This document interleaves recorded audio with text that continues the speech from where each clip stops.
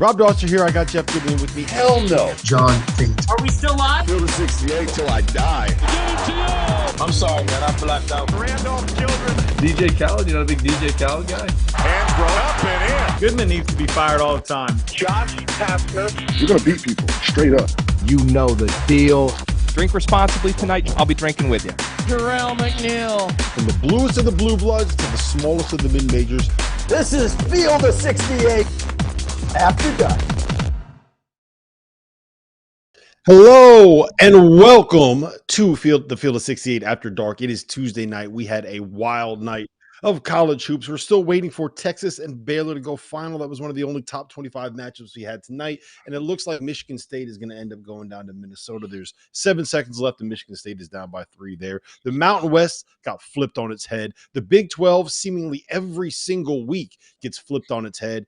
UConn, well, they rolled because they are the top dogs. But the story that we have to talk about, North Carolina at home loses to Clemson, dug themselves a 13-point hole before they even woke up, ended up losing 80-76. So let's dive into it right now. I'm Rob Dauster. I got Jeff Goodman here with me, and I got North Carolina grad, North Carolina legend, and the guy that was robbed for National Player of the Year. I'm not going to stop saying this, John Henson. I'm going to keep up with this. We got to get you your trophy, just like we got to get Reggie Bush his Heisman trophy. Anthony Davis, man. Anthony Davis. All right. What happened with North Carolina tonight, and how did it end up going so poorly after the win over Duke on Saturday night?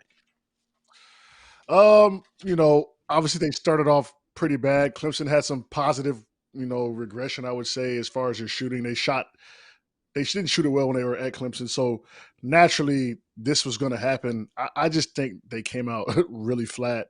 They kind of came out like when you're in NBA, when we were playing like a really good team and, they knew they were going to kind of get back in the game. If you didn't put them down before halftime, you were going to lose. That's how I felt North Carolina came out. They came out flat. They kind of let them do whatever they wanted.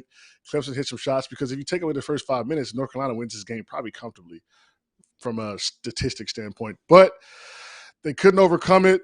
Human nature crept in. You beat Duke. This is the first, maybe a second, but this is like the first real NIL Duke top-ranked win they've had. They probably had a little too much fun this weekend, and then that's what happens. Jeff? So are you saying that after you beat Duke, which I think happened, you went 0-for against Duke your freshman year, just to remind you. Mm-hmm. But you beat them in the the regular season finale, both your sophomore and your junior years. Are you telling me that you went out, John Henson, and had some fun and hit the bars? Yeah, but there's an innate difference between my years and the years now. I used to try to go get first of all, we used to get the $20 bottle of alcohol at the liquor store, right? And we would, we would drink that at the dorms. Now with the NIL, these kids are buying tables. They're popping bottles. It's just a whole different level of partying. I'm just going to be honest. So they probably had a good time and they came out flat. It took them to a whole half to get kind of, back on their feet, and Clemson just hit some timely shots. PJ Hall kept shooting. I was hoping he would miss, and he made some timely threes and some timely baskets. And this is kind of why I think we put UNC a tier below the championship contenders, because you look what UConn did today. They come out, they handle business, wire-to-wire win. On the KenPom rankings, Clemson and Butler aren't that far off as far as their numbers say, for KenPom. So that should tell you a little bit of a difference of what happened, or like why UConn is who they are and North Carolina is where they're at. We'd like to welcome in everyone that was just watching Nevada and Utah State on Stadium. We are live. This is the Field of 68 After Dark. You can find us SiriusXM channel 84 every night, 11 o'clock, all the way through the entire night. If you're listening at 3 o'clock in the morning, you got somewhere to drive to, channel 84. Field of 68 After Dark has got you covered.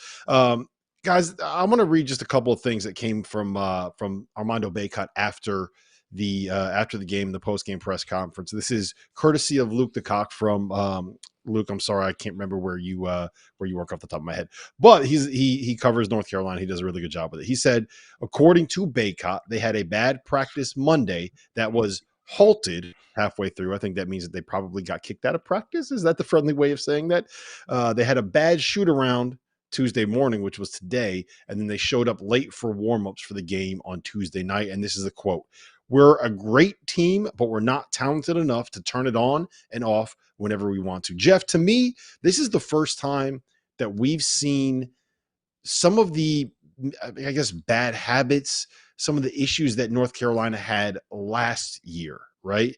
Is this just a group that maybe hasn't quite figured out how to deal with the success yet? Or is this just, every once in a while you're going to have a bad game and sometimes you need that wake-up call? Yeah, they're good, but they're not great. There's no great teams. UConn is the best of that's out there right now. And you put UConn against John Henson's North Carolina team or that Anthony Davis Kentucky team, and they probably get hit by double figures. So there's just no great teams anymore. And again, Carolina had flipped this thing with its defense, right? That's what they had done here. And I think they got away from that a little bit tonight. Baycott was going to work on the offensive end, but what he was getting, he was giving up on the other end. And they were giving up the other end to PJ Hall and Joe Girard. Listen, give Clemson credit. I mean, think about it. They were 1-60 at the Dean Dome before tonight. This is just the second win in the history of this series in Chapel Hill. So give them credit because this is a Clemson team that needed it. They were 3-6. They had really started and it really started with a game that I was at Clemson when they couldn't make a shot, like Henson said. And tonight they come out, they make shots, they get the confidence. But Carolina came all the way back. And that's where you give Clemson credit. They didn't let Carolina take control of the game when they got back into it, when the crowd got into it. And I thought PJ Hall, though he missed a couple free throws again, which scares me because he's done this several times over the last month or so, but they were able to pull out the win. I think this is going to be a win that ultimately probably gets Clemson in the NCAA tournament.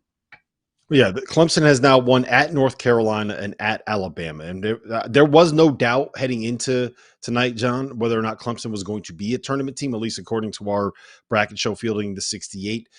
We had them as an 8 seed heading into tonight. But now I think you can make the argument that they have the best 2 wins, right? At North Carolina and at Alabama. How many teams have 2 wins that are better than those 2 true road wins? So I want to ask you this, John.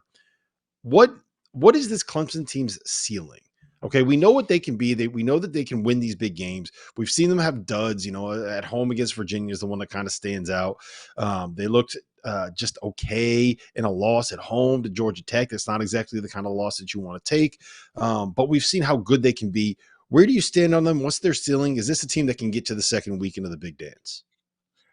Definitely their ceiling is second week of the Big Dance. For me, when I watched them play, PJ Hall, I love him as a player, but he kind of frustrates me because he kind of takes a lot of shots, and I think he takes shots that the defense gives him.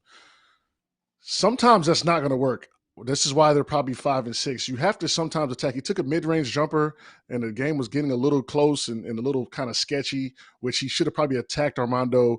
And so that's, I think, offensively, for them to be at their highest peak, PJ Hall has to almost not take everything the defense is giving you, maybe take better shots or attack a little more. He shot a lot of threes tonight. He was 4 of 10, good percentage-wise, but there was a lot of threes that he kind of maybe could have passed up on. He's a pretty good shooter. But as far as the team in general, they can definitely get to the second week, and they've beat 2 high-level teams at their place. So we see what they can be.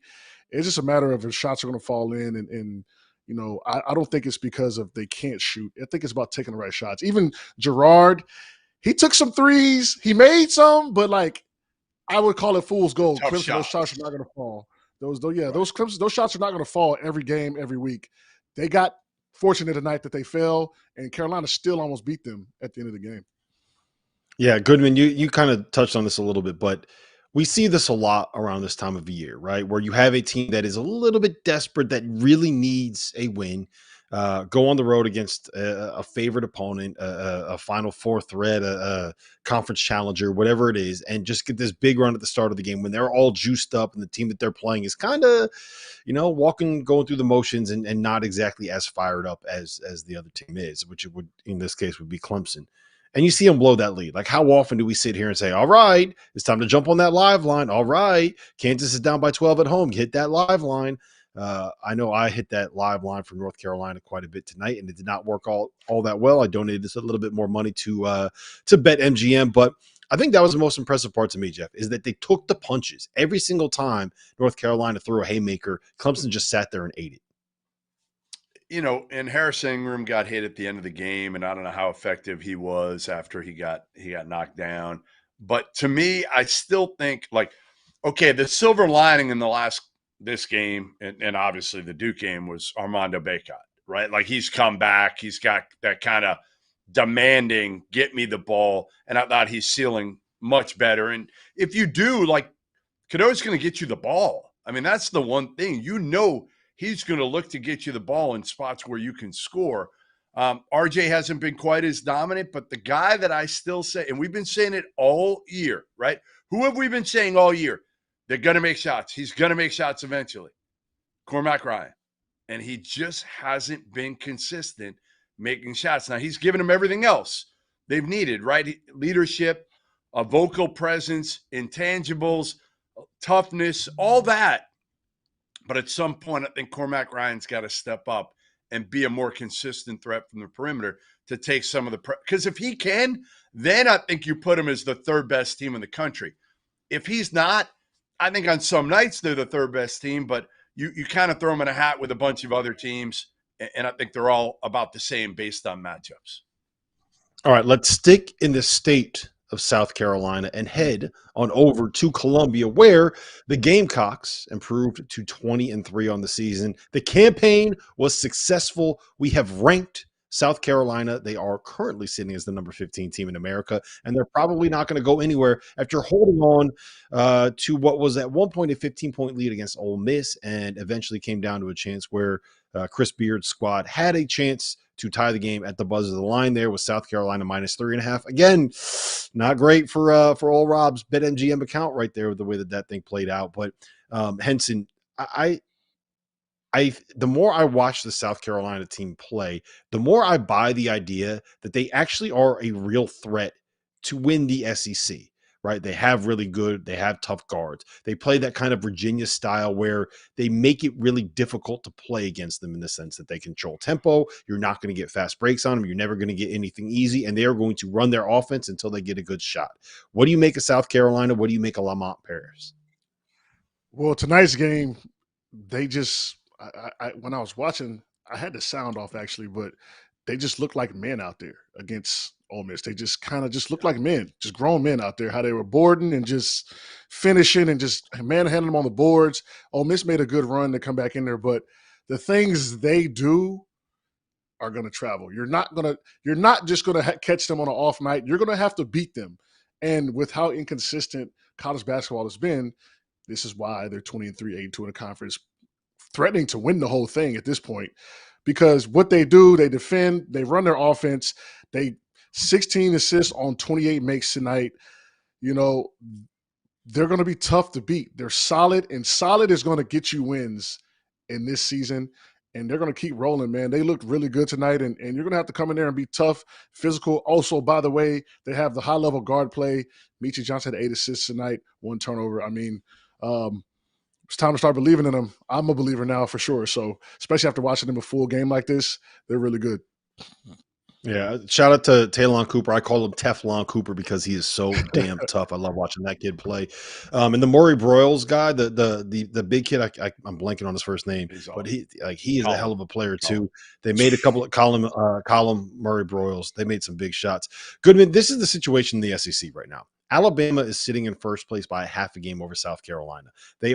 South Carolina is a half a game in the win column ahead of Auburn.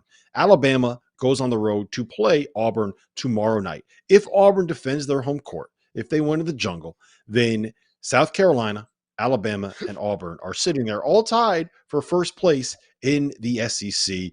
Tennessee would be 2 games back in the win column because they have already had one of their bye weeks. And then you got Kentucky 2 games out of first place. But it looks at this point like it's a 4-horse race, Jeff.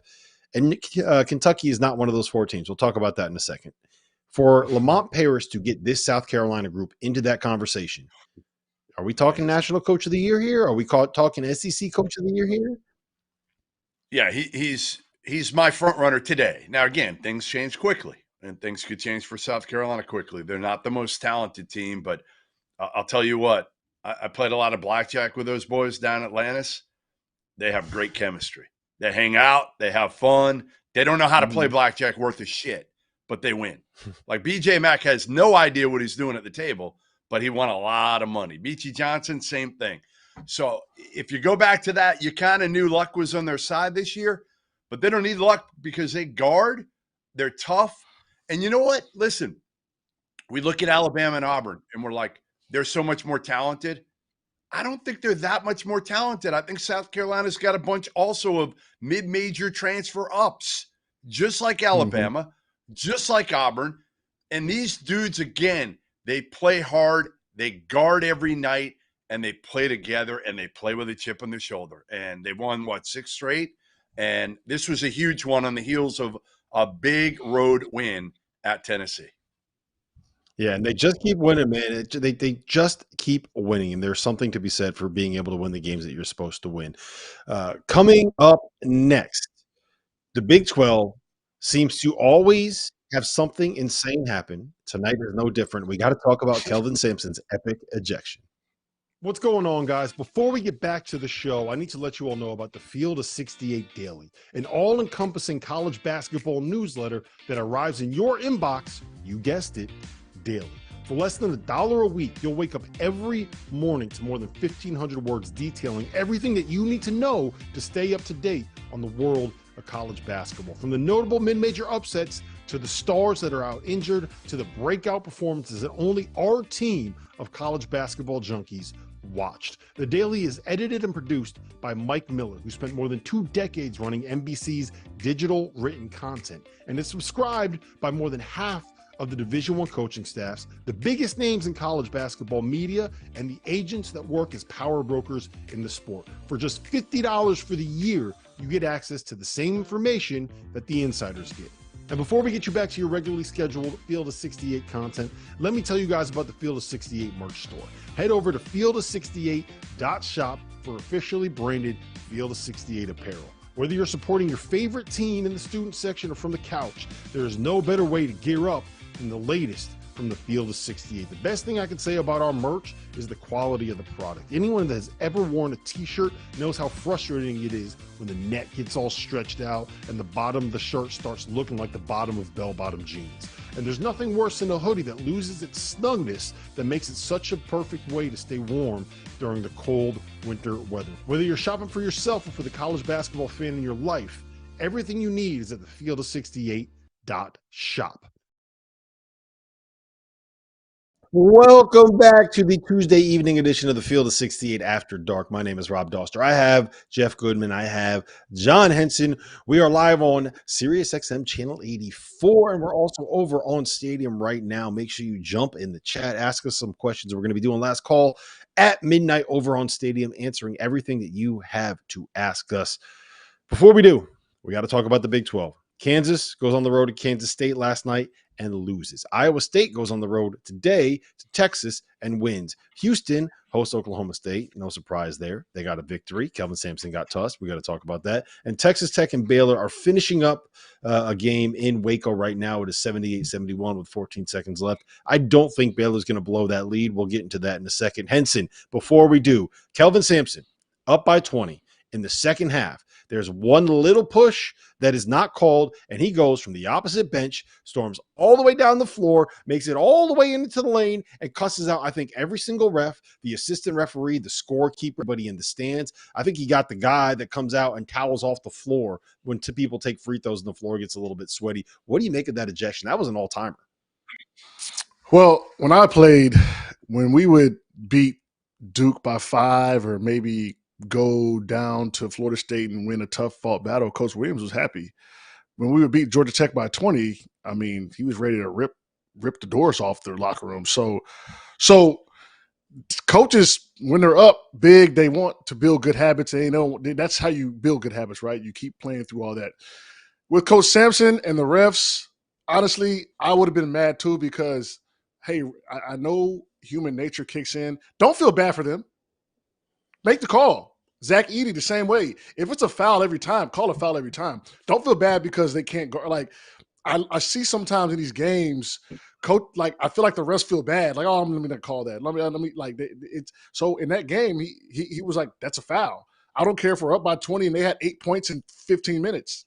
Call the foul. Don't feel bad for these guys. So that was my view on the thing, and I think he got his point across. And I think coaches are starting to get their point across to these refs. If you start to look and kind of see what's going on in this landscape, these college refs are not getting away with stuff maybe that they thought they can. But yeah, that was my take on that. I think it was warranted. They were up by a lot, but I feel like the refs, human nature kicked in. We feel bad for these guys. We're not going to make all the calls we can. No, it's that's your job. If they have 2 points in 20 minutes and it's a foul, call the foul. And that's kind of my take on that situation. All right, Goodman. If you look at the Big 12 standings right now, all right, a live snapshot, Houston is in first place. They're sitting there at 7-3 in the league. UCF is in 11th place, and they are sitting there with 5 losses. They are 2 games out of first place in the Big 12 in 11th place. So I just, what do you make of this conference, right? I wrote a quote down from you before because I thought it was pretty funny the way that you phrased it. You said, it's a good mess to have, but it is an effing mess. Talk to me about this Big 12 conference. Well, it is. I mean, again, because you trying to figure it out is so difficult from our standpoint. Now, somebody asked me the other day before the Kansas game, they said, like, all right, what do you think? Who's going to win the league? I said, well, I'm just going to stick with like Houston and Kansas sharing the title. And I'm not changing that, even though Kansas right now is, what are they, game back? I mean, they're game back at Houston. Now they have to beat Houston probably at the Fertitta Center to be able to do this. But, it's an unbalanced schedule.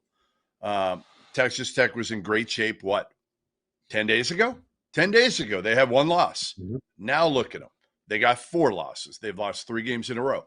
Things can change quickly in the Big 12. I think as much as anything, you better be mentally tough. Because, again, you go through a 3 or 4 game losing streak, you're in major trouble in this league. You can't lose more than a couple in a row, and you got to win your home games. You got to protect home court as much as anything. But there's just not a lot of separation because, let's face it, like Kansas is really good, but they're not like they've been. They're not deep. We know what their woes are, right? Houston is good, but not overpowering good. And a lot of these teams that we didn't think were going to be great, BYU, Cincinnati coming into the league, even UCF, they're getting wins over some of these teams. So the gap has shrunk. Henson, it's kind of a war of attrition in this conference. And it feels like one of the teams that is built for that is Iowa State. And Goodman kind of hit on them a little bit before. Without diving too much into what their schedule looks like, because I'm a firm believer that you just count the number of road games and home games that you have left. It doesn't matter who the opponent is. Is it home? You got a chance to win. Is it on the road? You better get a little bit lucky. But this is a team and a program built by TJ Otzelberger into one that it doesn't really matter what they've lost the season before. They just keep winning. They just keep playing the same way, and they just keep beating people up, like literally beating them up. Yeah. That's how Iowa State wants to play. Can they get this done? They're a half game out of first place, a game behind Houston in the win column. I think they can get it done because on the Division I toughest remaining strengths of schedules, 10 out of the 11 teams are in the Big 12. Kansas has the toughest remaining schedule. Iowa State has the, I guess, least toughest remaining schedule out of the 11 or out of the top 10. Houston has the next easiest schedule out of the top 10. So by just virtue of their schedule, Iowa State could win this thing. Houston and Iowa State look like they could win this thing if they win out the games they're supposed to win out. Kansas looks like they're in trouble. They got the toughest schedule in the country the next part of the season. So Iowa State, they defend. They're tough. That travels. We talked about with South Carolina. We talked about that with UVA, who's kind of surging up. We talked about with North Carolina, who had a bad loss, but they defend and they force you to play their style of basketball. Iowa State fits in that mold, and they're just quietly creeping up in the standings. And, you're going to look in 2 weeks and they're going to be tied for first or have a chance to win this whole thing. I think along with Houston, I think Kansas will falter. They just have a tougher schedule coming up. But those two teams, Iowa State and then, Houston are the two teams I'm looking at to potentially win the Big 12. Yeah, Iowa State obviously got the win at Texas tonight. They were up big early. They kind of almost choked it away. It had a little bit of Clemson, North Carolina vibes there down the stretch. Jeff, Texas goes on the road to Baylor. Baylor had that little blip where they lost 3 in a row. They lost in overtime at Kansas State. They lost at Texas on a buzzer beater from Tyrese Hunter. And then they lost that ridiculous 3 overtime game against TCU. That was about 2 weeks ago now, a little more than 2 weeks. But they pick up the win at home against Texas Tech. They are, like Iowa State, sitting here at 6-3 in the Big 12. They head to Kansas on Saturday. If you find a way to win at Kansas on Saturday, are we kind of overlooking this team? Because they're basically 3 possessions away from sitting here. And I know we can't do this. It's not the way it works. But they're basically 3 possessions away from being undefeated in the Big 12 right now. All right, sure. Listen, again, Baylor's like so many of these other teams, right? Like if Baylor plays their A game, they can beat any of these teams. And I think this is the thing with the Big 12 and the NCAA tournament where we're going to look at them. They're going to get good seeds. They are. They're going to get a bunch of good seeds for the most part because, again, they took care of business in the non-conference. And those teams that really, like Iowa State and TCU, that didn't play anybody, well, they've got enough opportunities in the Big 12, and they've knocked off enough of them. Baylor, to me, Ray J. Dennis is the key to this team. I've said it all year. I just think when he plays well, they're awfully difficult to beat. Jacoby Walters kind of hit a wall a little bit. Hopefully he can kind of get his legs back and his confidence back because I think it was so easy for him. He was like the one freshman, right, that came out of the gates that we were like, holy cow, everybody else is struggling, maybe other than Dillingham and Reed Shepherd. But he was so good. He's hit a wall. But to me, again, Ray J. Dennis has been the key for them because Gottlieb said this the other day too. And it was really interesting. I don't know what you think of this, but we were talking about point guards. And he was like, the reason I love the Big 12 is because you look at those teams, and every one of those teams pretty much has a high-level point guard, right? I mean, look, Pop Isaac, Shed, Ray J. like go down the line, right? Tyrese Hunter, obviously Harris for Kansas. They all have them. So I actually have confidence in the Big East in the NCAA tournament where a lot of people are going to be like, well, are they as good as we think, right? Like the middle, even McCollum at Oklahoma, BYU's got shooters. We'll talk about them. I don't know. I just feel like that's the separator for this league is their point guard play on the whole is much better than every other league. Yeah, I've come around and I tend to agree with that a little bit more, mostly because if you look at everybody else, like we can say whatever we want about the middle of the Big 12. Like at least those teams are tough. There's a lot of teams in the middle to bottom of the Big East, the middle to bottom of the ACC, the middle to bottom of the SEC, in the top 2 in Pac-12. Arizona and Colorado are coming, by the way. Yeah. Yeah, all right. So scary. Yeah, that's basically what you got, man. It's that league is going to be so ridiculous the next couple of years. I just feel for like Mike Boynton at Oklahoma State, man. Like, how are you going to get that thing going? Like, how is it going to work? It's just there were more Kansas State fans in the building than Oklahoma State. I got a quote that was told to me by it. I'm not going to say his name, but they said, "Hey, how do you think we're getting kids in Stillwater, Oklahoma? They better get that checkbook out." Yeah, right. You better hope the Oklahoma City Thunder want to make it be like their minor league team. Yeah.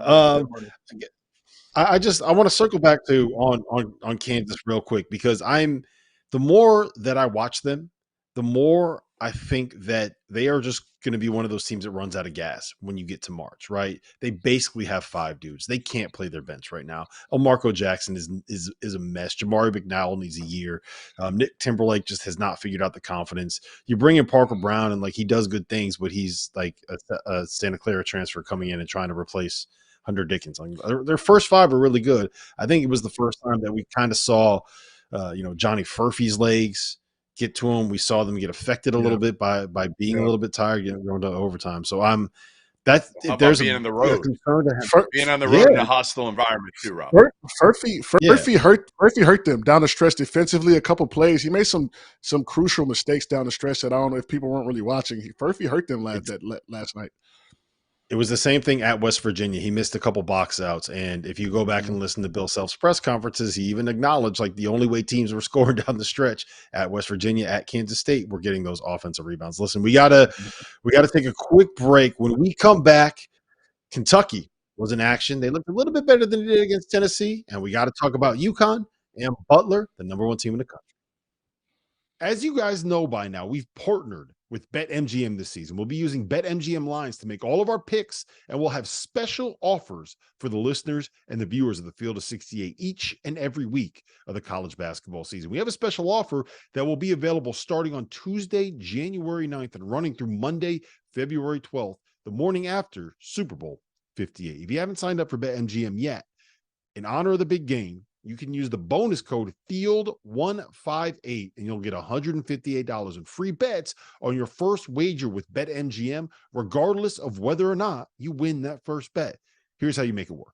Download the BetMGM app. Sign up using the bonus code FIELD158. Deposit at least $5 and place your first wager on any game. You'll receive $158 in bonus bets regardless of the outcome of your bet. Just make sure that you use that bonus code FIELD158 when you sign up. And remember, BetMGM is now available under one wallet in select states. As a New Jersey resident, this is super convenient when I have to go cover games in New York or Philly, which happens quite a bit. When you cross state borders, you just log into your existing account and fire away. You don't have to create separate accounts in each state. It's easy, it's simple, it's clean. And most importantly, we have some fun stuff coming up for the heart of the college basketball season. Bet insurance tokens, college hoops odd boosts, and my favorite, a nice juicy parlay boost. So download the BetMGM app and sign up today. Field 158.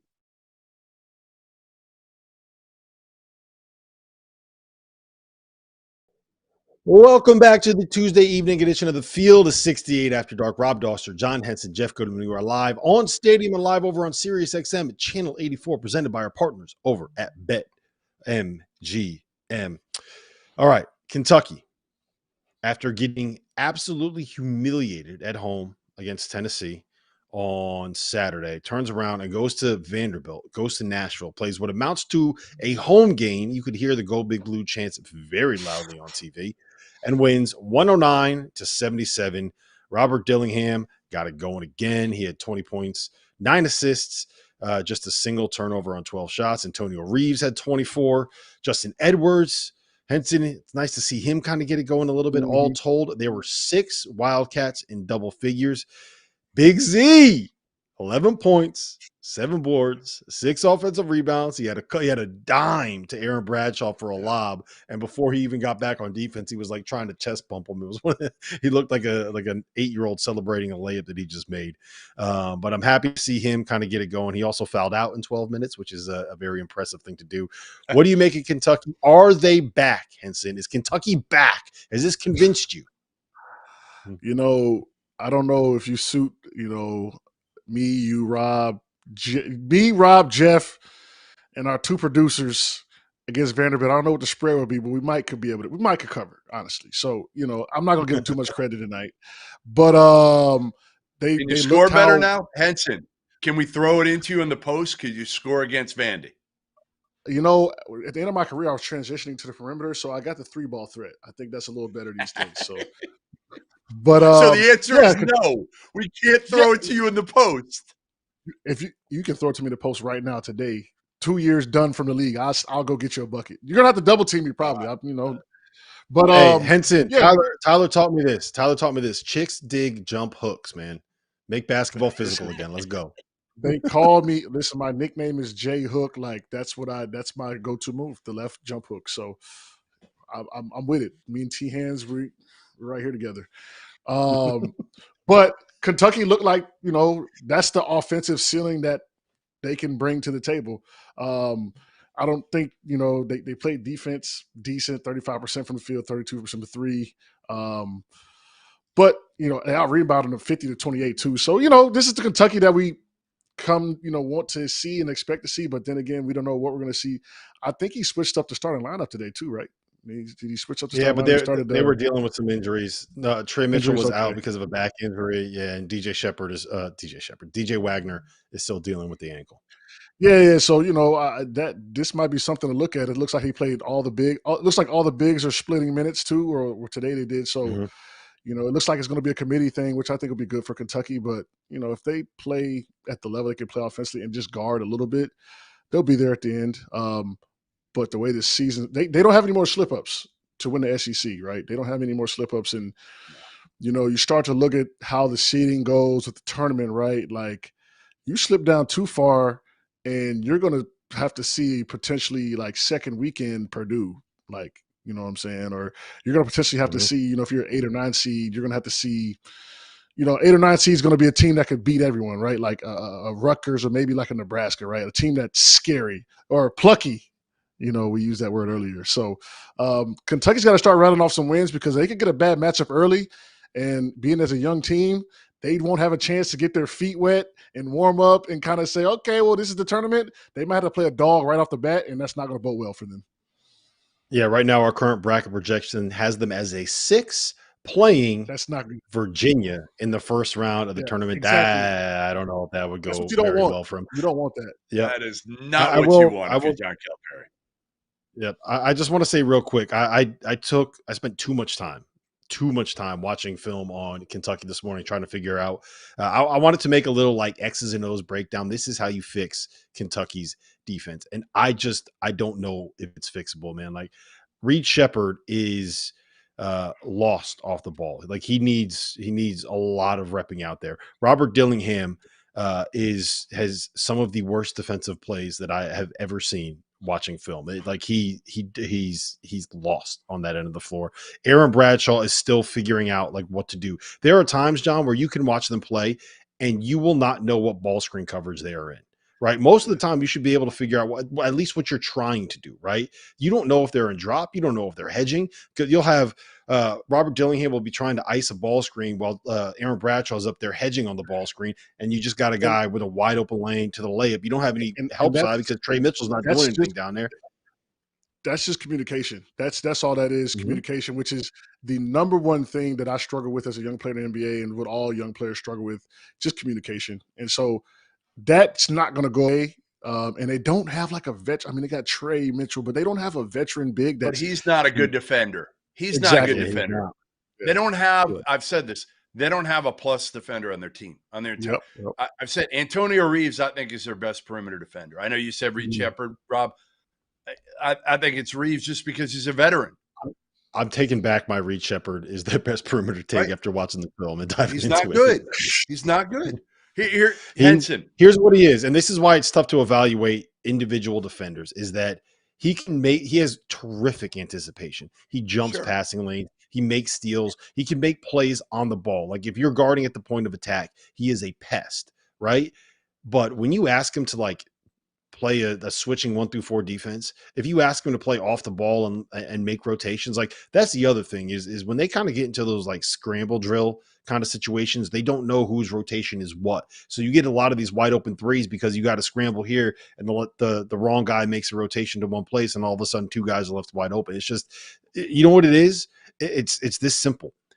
There's a whole bunch of freshmen that looked like they never really were coached up on the defensive end of the floor before they got there, which is normal. And also what happens when your freshman class is not Anthony Davis, Michael Kidd-Gilchrist, and Marquise Teague, right? Like it just – But how much time, Rob, how much time have they spent on offense over defense? You can see it this year. How much time have you just focused, if you're John Calipari and John Welch, on your offense instead of your defense in the preseason and early in the season?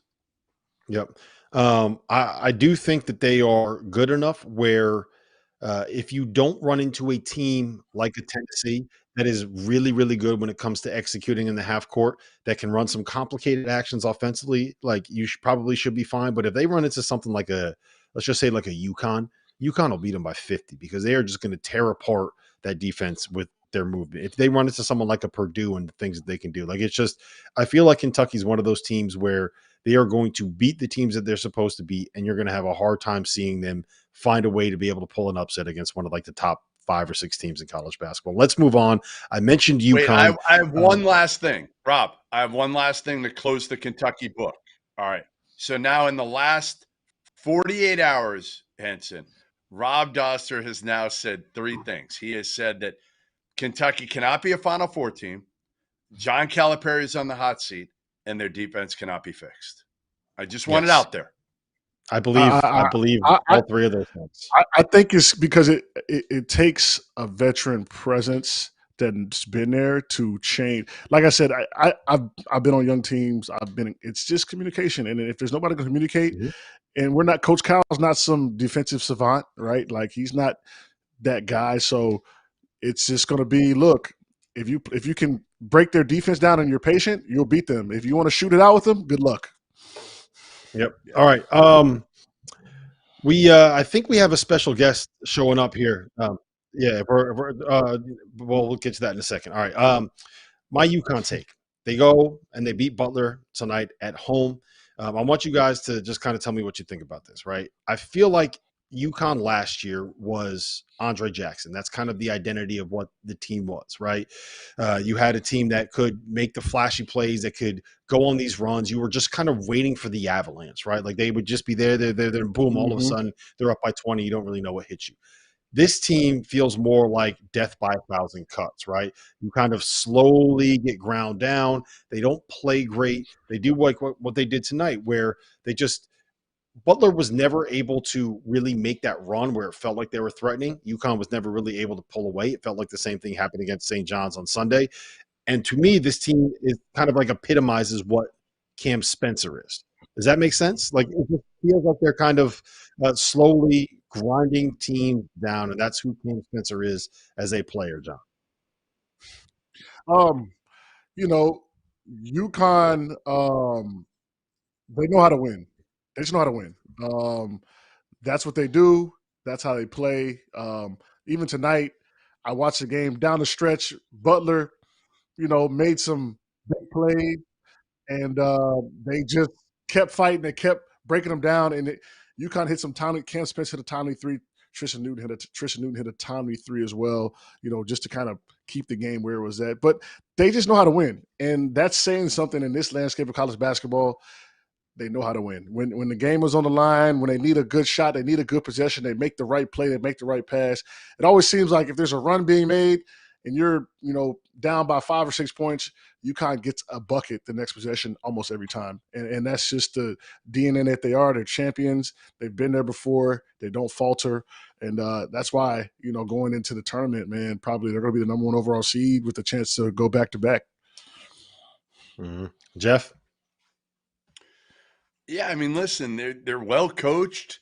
They've got a bunch of players that are all, again, I keep saying it whenever I watch them play, I just feel like I'm watching a bunch of like adults, pros, guys who know how to make the right decision, guys who play together.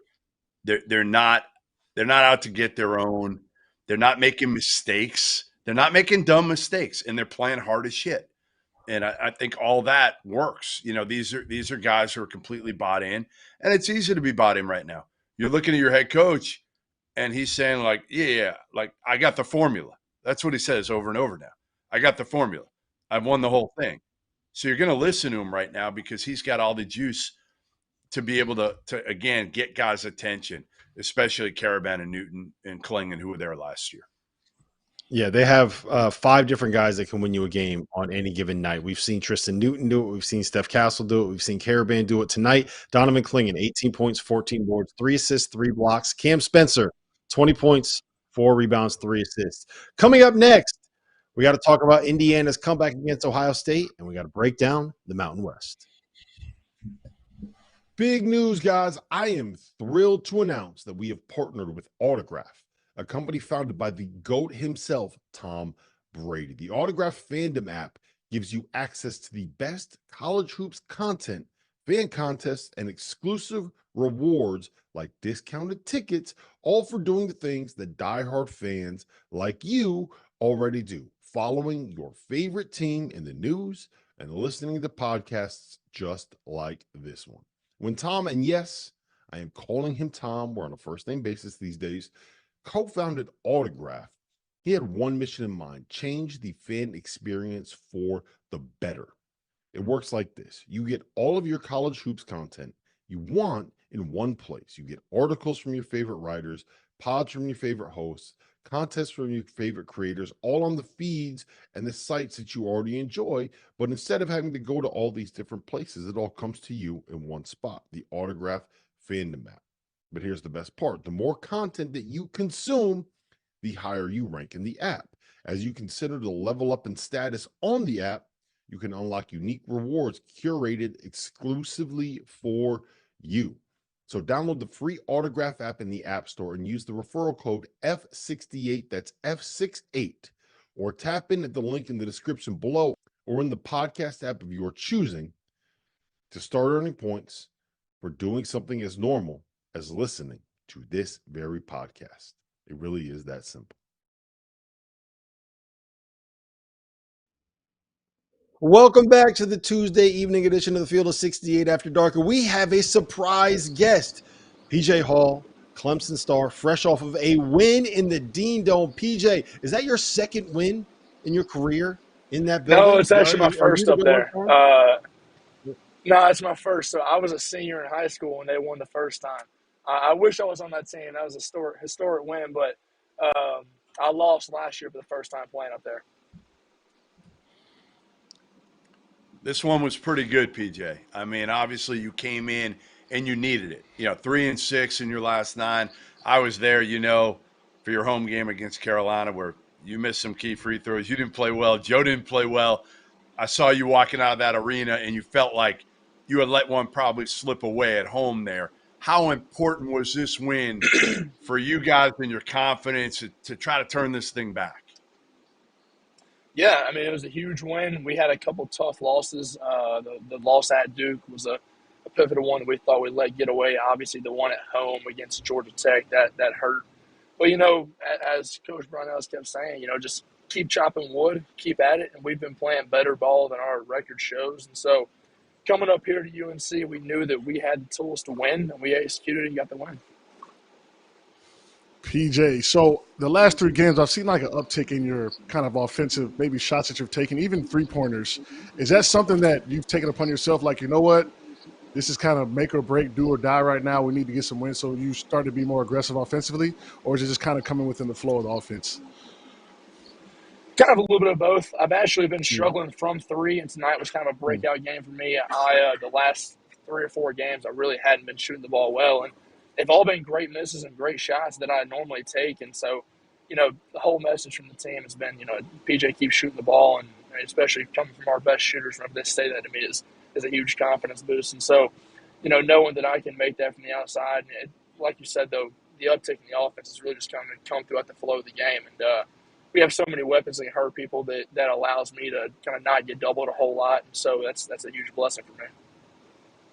PJ, I think Ian Shefflin might be my favorite player in college basketball. My man Terrence Oglesby called him Charles Barkley with better hair the other day on our show, and when he's out there, the physicality that he can bring inside allows you to kind of play out in the perimeter a little bit more. What does he bring this team, and when he plays well, what does it mean for you guys?